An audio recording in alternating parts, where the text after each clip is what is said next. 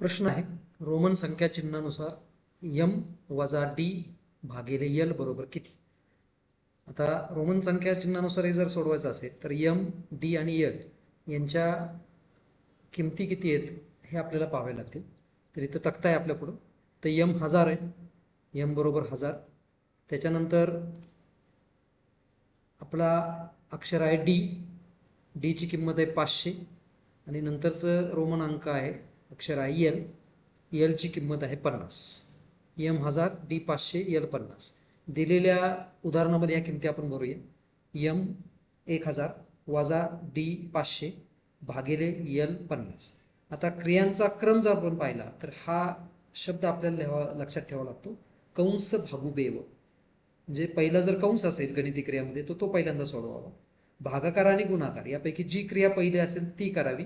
त्याचप्रमाणे बेरीज आणि वजाबाकी यापैकी जी क्रिया असेल ती पहिली करावी. तर यानुसार आपण जर पाहिलं तर पहिली वजाबाकीची क्रिया आहे आणि नंतर भागाकाराची क्रिया आहे.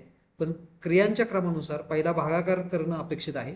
500 भागिले 50 हे आपण या पद्धतीने करू शकतो. शून्याला शून्य गेले, 5 1 5, 0 0 जसं, किंवा 5 10 50, किंवा तुम्ही तुमच्या पद्धतीने भागाकार करू शकता. म्हणजे हा जो भागाकार आहे 500 भागिले 50 हा आला 10. म्हणजे आता वजाबाकीची क्रिया राहील. 1000 वजा 10 जर आपण पाहिलं तर 990 येतात. म्हणजे पर्याय क्रमांक जो आहे चौथा तर तो अचूक आहे.